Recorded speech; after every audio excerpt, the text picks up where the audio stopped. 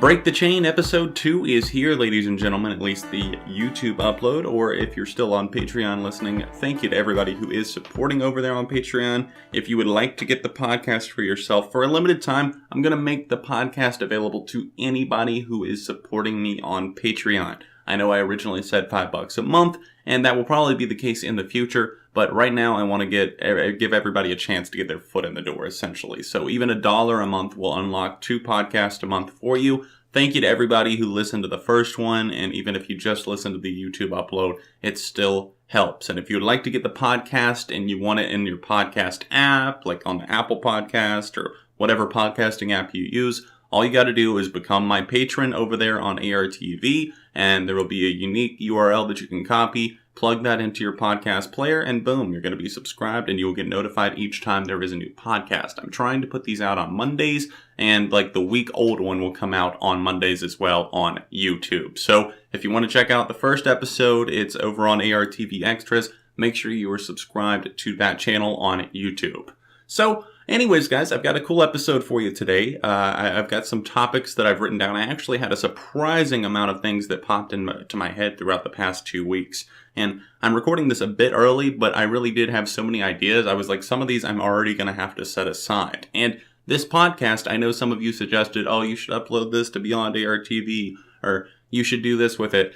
Well, I appreciate the feedback, but at the same time, with that, I'm not looking for this to be a monumentally huge podcast. I would love to have a nice little devoted following, people who really enjoy it, but this is also kind of for my own personal mental health. I feel like I'm just getting out a lot of the things that are in my head that I want to rant about, want to talk about, want to discuss with somebody, and sometimes it's just stuff that I feel like this is the best outlet for it. So it already helped the first episode. I was really entertained by it, surprisingly, listening back to my own podcast. But without any further ado, my first topic that I have up for discussion today. We just passed Halloween, and we're in that fall season, like right before Black Friday, right before, Thanksgiving, to everybody who celebrates that. And this time of the year, I really started to get into some of those, like, horror films. And I know that it's already past Halloween, and that might sound weird, but I've always had this odd love for the Saw franchise. And I'm a bit more jaded on it now, especially since I've noticed some things about it. But the Saw franchise, if you're not familiar, it's basically torture porn. That's what most people label it as. It's people getting put in death traps, and the main protagonist, Jigsaw, is just attacking everybody and saying, you have to learn for what you did. And there's usually an escape to the trap, but, most people aren't able to figure it out, or else they're not able to do it without horribly mutilating themselves. And I'll be honest, I mainly watch those films, I feel like, for those torture scenes, because God knows that the acting and the police procedural angle is not that great on these things. I mean, sometimes I've seen some better acting and just really short films, or else really like indie films. This isn't exactly like the biggest thing, the biggest draw. I think that most people tune into those. They might not admit it, but it's for the gore. And I think with this new Jigsaw movie that's out now, I haven't seen it yet. I've heard that it's been toned down a bit. And I think that it's good that they mainly stuck with the same angle, though, because they have their core audience that is always going to go see those films. And a lot of times I will go see them in the theaters. My girlfriend was not in town whenever that came out in theaters, and I will probably just wait for it to come out on DVD or something and give it a watch, or maybe rent it or something. And I do want to see it. It's just one of those things where I feel like I'm so weird for like watching those films, at least a lot of them, every single year. And recently Netflix had them back up, so I watched like Saw 4, Saw 2, Saw 6. I don't care about the damn plot. I'm watching, you know why I'm watching. I already admitted it. The plot is very hard to piece together, but a lot of times I'll just skip through and watch the scenes where a lot of action and a lot of the gore is happening. And maybe that's just my fucked up, twisted mind, but I'm just like, yeah, Jigsaw, teach him a lesson. Pay the price. How much blood will you shed? That whole thing. It's really weird. And one thing that, on a much sadder note, wow, that just came out of nowhere, but it just popped into my head. Chester Bennington from Linkin Park was in Saw 5, I believe. Saw 5 or Saw 6. I think it might have been Saw 6, actually. And I noticed, actually, my girlfriend noticed that Chester was on the little thumbnail for the video on Netflix. And I was like, why would they put him there? Because he's literally just in the first couple of minutes of the movie. And it almost seemed like clickbaiting because people like know who he is right now. And they're like, oh, let's put him there. And Chester was by no means the face of this movie. He was literally in the opening trap scene. And after that, that's it. Because spoiler alert, he dies. Holy shit, my Facebook's still open. Sorry, that scared me. That even startled me a little bit. So sorry about that, guys. Let me close that out in the background there. Anyways, that whole film did not revolve around Chester, so I thought that was a little bit odd that they used him for the thumbnail.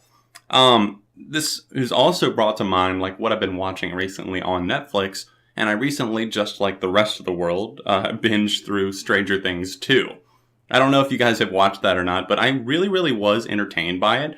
There were a lot of cool things going on throughout this entire season arc, and I think in some ways they reached a bit, but at the same time, you know, it seemed like they were having fun with going bigger, and the cast was really good together as well. So, if you haven't watched Stranger Things yet, I did a video on it over on Beyond AR TV if you want to watch that. If you want to see some spoilers and you just don't have time to sit down and watch the whole 9-hour or whatever it was, season 2, I recommend watching that video. I overall really enjoyed the series, but I don't think it was quite as great as what they captured with that whole magic just that they had as a cast in season 1. There was a certain aura to it, you know, there was a certain like chemistry between the cast, and I liked that you could feel that connectivity between the characters. And as I watched through the second season, I couldn't help but think like, holy shit, 11 is pretty annoying this year. Like, I hate to single somebody out like that, but 11, Millie Bobby Brown, the actress, they just didn't really give her the lines this year. They made her character not a bad guy really, but just that character that you're just kind of annoyed by because you want to see them come more full circle. And I guess towards the end, she does get that justification. And I think that it actually does come and like kind of close up her arc a little bit more. But I don't know. It could have been done a little bit better. I saw like recently they were selling like the season 1 DVD. I'm pretty sure maybe it was just like a promotional thing. But I saw the DVD, I think, on sale at Target. And I was surprised because I was like, isn't this like a Netflix exclusive? Are they really putting something out like on DVD? Would people really buy this? So I don't know if that's what it was or not, but I was kind of shocked, and I guess cash in on the Stranger Things success. You know, everybody's trying to make a buck off of it at this point, but I thought that was kind of odd. Speaking of Target, you know, Black Friday is coming up, you know, the intentional segue there for sure. Black Friday is coming up, and I try not to go out and get in that all too much. You know, it gets way too hectic.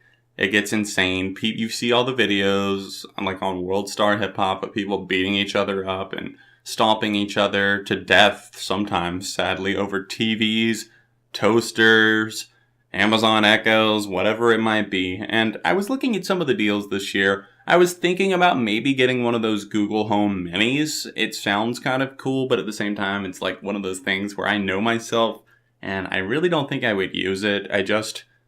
I use things in very limited capacities, and I know right now that I pretty much have everything that I need. I don't need these extra devices to do these extra things for me. But I have kind of a funny story of something that happened to me last year at Target on Black Friday, and it just made me laugh because I was like, it's this typical like macho dude, I feel like, who was trying to be cool to his friends. It was a teenager, and myself and my girlfriend Hannah were walking through Target. We were, I think, near the toy aisle, just like looking at board games to see if they had anything, and that's the section that I remember being in at least. And this kid, and I think his family, and maybe he was just mad. He was like really upset that his family made him go shopping. I don't know what got into him, but holy shit, this dude was rude and ready to be like just on a warpath against anybody who got in his way. And it wasn't so much like a confrontation as it was a sidestep as to what he did. We're walking by and we're just like looking around at the games, and I accidentally kind of took a step back, I guess. I had noticed them like walking up, but they hadn't walked by yet. And I guess I took a step back and I almost bumped into him. And he keeps walking, but he says rather loudly, well, excuse the fuck out of me. And I was just kind of stunned. I was like, holy shit, bro. Like, where did that come from? Just probably like a 16, 17-year-old dude. And he was walking around just with this chip on his shoulder. Like, Mom and Dad woke me up at 4 a.m. today to go out and look at damn bed sheets. I need to take this out on somebody else. And I was just like, whoa. I was like, that is some deep-rooted anger there just popping out of nowhere. So that was kind of funny. I also, we ran into a couple of friends while out Black Friday shopping. I think we saw a couple of my friends at least. That's another thing. Wow, okay, that connects perfectly, actually. This was a friend named Mary, and we've known each other for a long time. Great person. She's really, really nice. She actually recently moved to Australia, which I am super, super jealous of. I think that's incredible. She went on a European road trip beforehand, all over the place, just seeing the world, Iceland, the UK, Germany, and I'm forever jealous, obviously, and we've known each other since way back in the day. I've known her since she was 15 and I think I was 17. So we go way back there, almost 10 years at this point. And she's not somebody that I see that often, but you know those people that you see on Instagram and Facebook and they're doing all these crazy cool things and you're like, one, how are you affording this? Why isn't this my life? And two, once again, why isn't this my life? This is so cool. Not that I'm unhappy with myself. I wish I got to do more things. I wish I could afford to do more things. But yeah, it's just crazy. In a year, from last Black Friday, we saw her, I think we ran into her twice at 2 different stores on Black Friday. We saw her just shopping, just out and about. And now a year later, she's living in Australia. It goes from small town America to just going all the way across the globe. It's really cool whenever people can do that and just have the freedom to just up and go. There's a certain admirable quality about somebody with wanderlust like that. You know the term wanderlust, where you have it in your heart, where you just want to go, you just want to travel, you want to see the world. And I have that, but I'm wanderlust, except wants to go home and lay down on the couch every night and watch Netflix. Is there a term for that? Wanderflix? There we go. I'm a wanderflix at heart. That's something it's strange. Not strange to me. It's strange in the sense that I personally can't wrap my head around it. But I really am secretly jealous of those who just can up and go. They don't have that many roots. They travel lightly. They go where they can, they stay with friends overseas, and they can just move overseas like that and start a new job, a new life, a new path, and then they'll, 5 years from now or less, probably do that again. Anyways, it's hard to fathom, but it's very, very cool at the same time. You've got people like that, and then you've got your friends that were freaking out over Snapchat being down. There's 2 different types of lives. There's the people who are doing tons of stuff, and then there's your friends who are the world is over because Snapchat's down. Snapchat recently had some outages. They've been having some problems, I guess. I don't use Snapchat, never will. I had an account for probably, 6 months or something like that, but I haven't ever been on it since then. The last time that I was on was 2013. And back then, I don't even think I know they didn't. They didn't even have stories. It was literally just sending pictures back and forth to people. And I don't even think they had video yet. So it was literally just selfies or whatever you're doing back and forth. And I thought to myself, I was like, this is so boring. I don't get it. I knew so many girls that were into it. And literally those were the only people that I really talked to on Snapchat, because I would just get group snaps that would be sent out to a bunch of people, or else they wouldn't text. They would just be on Snapchat, and I never understood it. And I said, no, I'm not doing this. It's not worth it. I don't care. And now, fast forward 4 years in society, not just Snapchat, but they're obsessed with their streaks on Snapchat, their stories on Instagram, and how many people saw it, and how many people responded to it, and how many people took a screenshot, and all of this other bullshit. And I'm just thinking, oh my god, people actually cared. Had their days ruined by the fact that Snapchat was down for I don't know exactly how long. I didn't really look into it because it just bothered me, the whole headline of everyone's freaking out because Snapchat's down. And then you can just get on Twitter, type in Snapchat, and like there's people just like ranting about how their life is over and their streaks are done. And I'm just like, imagine caring. Imagine caring about a fucking streak on social media. Or imagine caring that you didn't get to share your food on Snapchat to your friends that don't give a shit because they literally think that you give a shit about theirs, but they don't give a shit about yours. It's just a circle. It's a cycle of people not giving a shit, but like wanting to put it out there about how much like they're doing and what they're doing with their life, and they want somebody to care. And instead of like, I don't know, actually living life and not just living life for the camera or the snap or the gram or whatever it is, instead of doing that, they just find fulfillment somehow in like how many times people saw something, or if people commented on their photo on Instagram and, oh yeah, like I got some great comments from strangers and I got 100 likes that time, and I've never had 100 likes before. Oh my god, if I don't get 100 likes from now on, like I'm just like I'm fucking, what's the term that Rice Gum always says? Irrelevant. I'm irrelevant if I don't get 100 likes from now on. Oh my god, like, Brian, did you see that my post only got 87 likes? Can you like it? Like, can you make another account and like that a few times, actually? Oh my god, like, I think Bailey, like, she didn't like it, and I'm gonna have to text Jeff because he didn't like it either. And it's just like, are you kidding me? Are you kidding me? These are like the people that like their own posts to get them up to 100 likes, or whatever it is, whatever goal they're trying to reach. I guess that's fine. I don't have a problem with people liking their own posts necessarily. It's in the sense that they care so much. Like on my YouTube videos, I automatically just out of habit hit the like button every time because I'm always the first like. Because I upload the video as unlisted and I go click on the video to make sure that the inslate's working and everything. And I always take it from 0 likes, 0 dislikes to just hit the first like. So it's fine. It happens. It's a habit for me. But people who care that much, chill.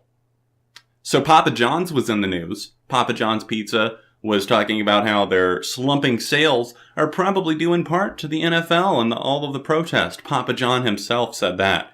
And that pissed me off because, well, in a business standpoint, I guess I get it. I've heard some people saying that, they have to give a reason as to why sales are down. You got to give an explanation.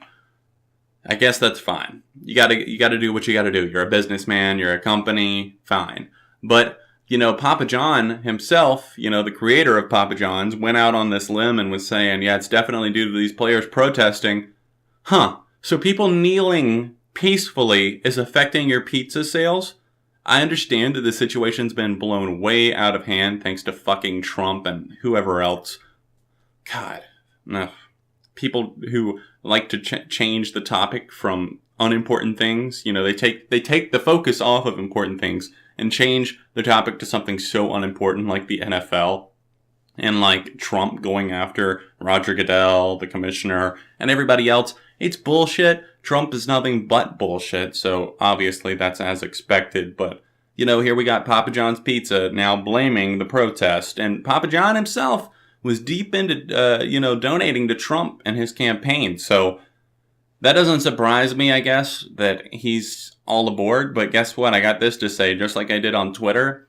I actually said, Papa John's Pizza sucks, essentially.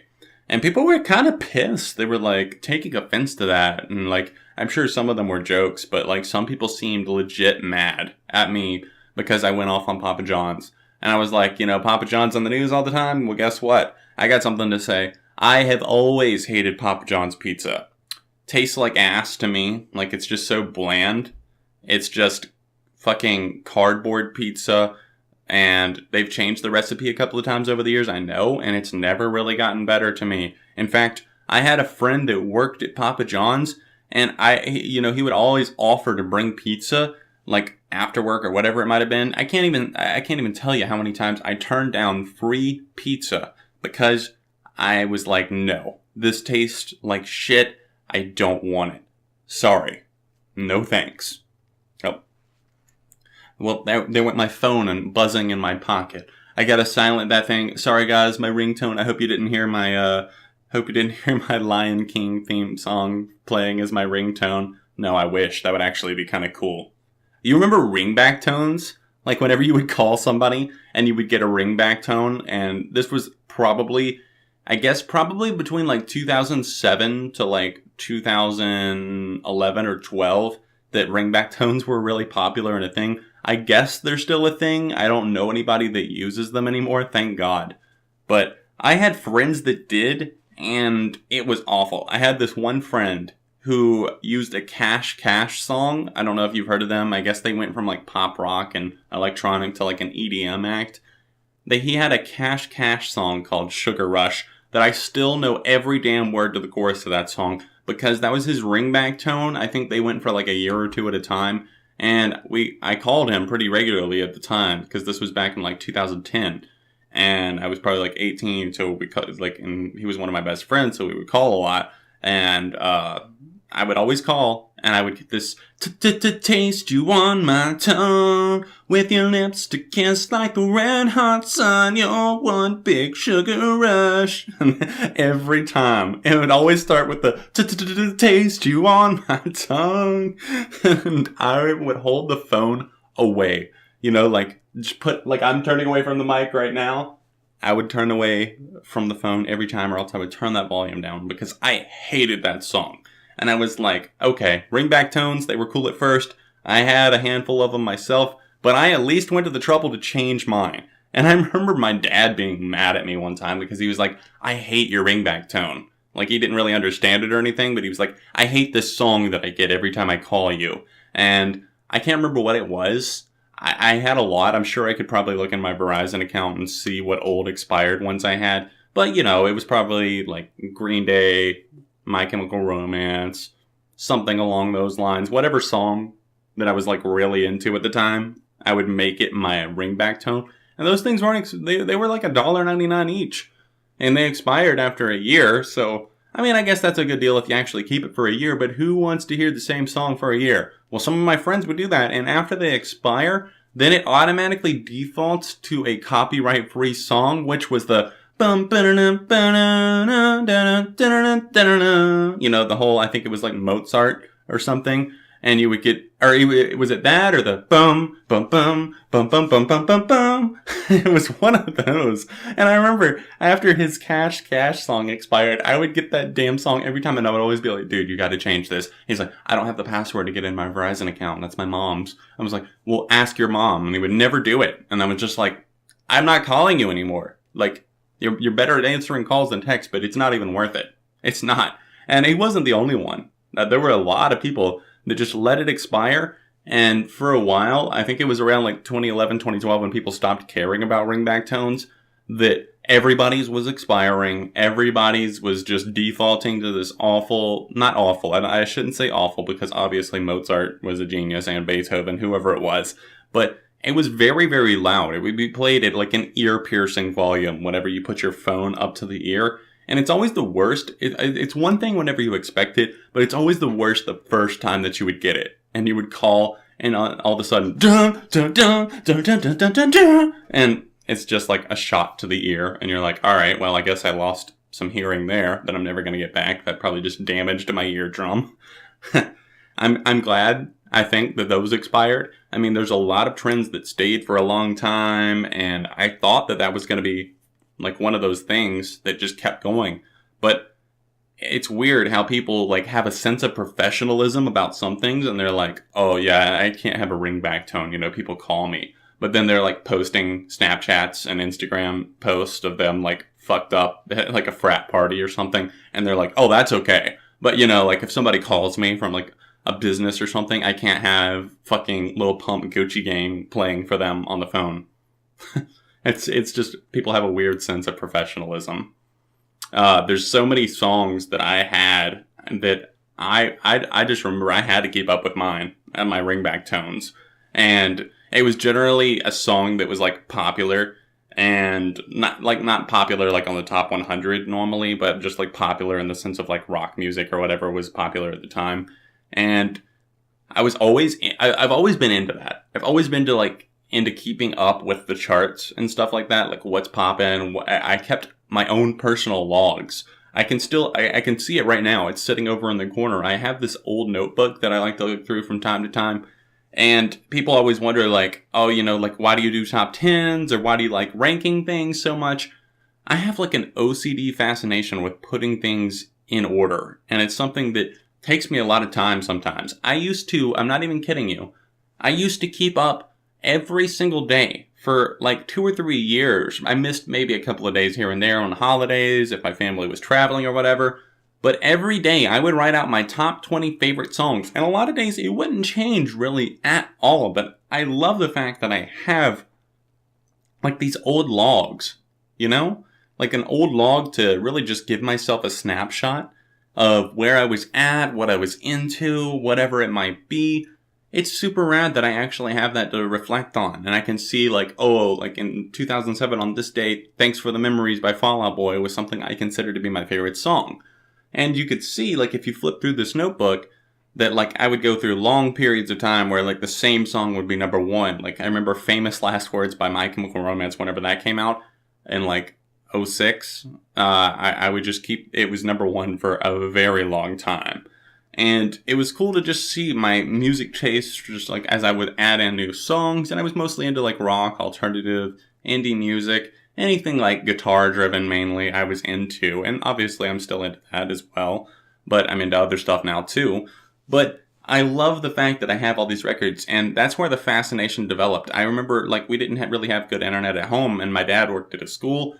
I would go after school and, like, get on his computer. I would look up the modern rock charts, which is now known as the alternative charts. I would print them out. I would study them. I would memorize them. It was just all fascinating to me, and I didn't really know how it all worked.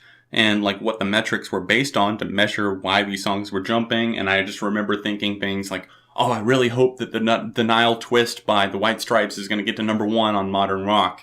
Or that 9 Inch Nails Only is going to get there. And that one did. And I remember being super stoked. And I followed them intently. It was like around that time whenever I was like keeping up with things on Fuse too. And if I saw the music video a lot, I would be like, oh, I bet this one's going to go up in the charts. Even though at the time, music videos had nothing to do with any charts. But I could tell it was like a way of like me saying, oh, I can tell this song's getting popular. Like, I hope it's going to go up on the charts. And a lot of times my predictions were right. And I guess that's where my fascination really started. And I would even do everything where, like, if the song stayed on the charts for a year, I would retire it. And I had a section that I started keeping up with later on where I would write down my favorite 20 songs at the moment. And then right under that, like on the next day, I would write out like my 20 favorites of like old ones that had been retired, or even classic rock songs that I liked and that sort of thing. And it was just weird because I didn't know really anything about Billboard. And I know that eventually they retire songs too, especially if they're out of the top 50. But I kind of just worked out my own system for things. And I've always had a fascination for ranking and just putting things in order. So for a while, obviously, I adjusted album reviews, especially on my main channel. I didn't even create my second channel until 2013, about 4.5 years ago, I guess, at this point. Almost 5 years now, really, because we're coming up quickly on January of 2018. So that'll be 5 years of Beyond ARTV. But anyways, I didn't really start ranking anything until the beginning of 2016. And that kind of sucked in a way because I would do my year-end list, and that would always make me so happy. It was so fulfilling to me to just put things in order. It's very, very stressful, don't get me wrong, and I hate it and I love it, but I love it in the sense that just like once you finally just crack down and you're like, I got it, I got my top 50 songs for the year, or I got my top 20 worst songs for the year. It's a great feeling. It's seriously a great feeling, and there's nothing else like it in the world. So I didn't start doing top 10s until 2016, like over on my main channel. I did my top 10s, and then this year, 2017, I introduced my series Ranked, where I rank albums, like discographies from like worst to best, and it's been a lot of fun. It's a lot of work at the same time, but it's a lot of fun. Obviously, the ranking is one of the easier parts. It's all the editing and stuff that goes into it, and the scripting. Choosing the actual order is definitely tough, but whenever compared to some of the other stuff, it's one of the easier aspects. Anyways, before we go today, I got a couple of quick stories for you. Stuff that, well, the first one's funny, and the second one's kind of sad.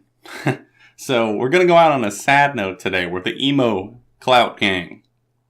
Emo Clout Gang. Write that in the comments or reply on Patreon if you made it to this part of the podcast. You know what? I might make that a shirt. I might. I tweeted that from my fake Brian Stars account, and people seem to really like that. If you think I should make that a shirt, then please let me know in the comments. Anyways, my first story. I went to a NFL game for the first ever time in my life recently. I went to a Pittsburgh Steelers game with my girlfriend and a couple of her family members. And it was a lot of fun once I got into it, but holy shit, I think that I've developed some social anxiety. I don't know what it was, but there were so many people there and it was so loud. And of course we had nosebleed seats. And just walking up there, I was kind of terrified. And I was just like, I don't like it. Like, I was very aware of, like, where I was and everything like that. And I didn't know what to do with myself. And I just, like, was very tense and on edge. And I was like, am I okay up here? Like, I don't like it. There's so many people. Everybody's screaming and yelling. And, you know, it's a sporting event, especially in Pittsburgh. Those fans are crazy loud and they're crazy devoted. So, yeah. How did I solve this problem? I got drunk. So we both did. We both got drunk. I got drunk at my first ever NFL game. And let me tell you, the drinks there are so overpriced. I know people go on about how the food is overpriced. Well, the alcohol is over the fuck priced. Like, I'm talking, it was like, I think it was $9 for a Mike's Hard Lemonade. $9 almost buys me a 12-pack at the grocery store. That just kind of, if that tells you anything right there.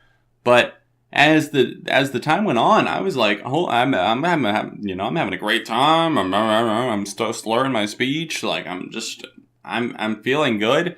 I think I had like 3 or 4 drinks, which is, I know, expensive, but at the same time, Hannah's mom paid for part of it, so that was great. We had a few drinks. We started feeling good, and I enjoyed the game, honestly, from that point forward, but there was just something that had to calm the nerves there. It was kind of scary, you know, you're up there and you're surrounded by God knows how many people, probably like 60,000 people, I would say at least. I think it was close to being a sold out game and they won. That was awesome. And then getting out of there too, it was much better. I think I would have freaked out a little bit more because we were in such tight and close proximities with each other on the way out. We left before the game even ended and everyone else obviously has the same idea too because, you know, you want to get on the public transportation and take the trolley out of there. That was intense. I don't know. You know, some towns that are so sports devoted, it can be very, very scary.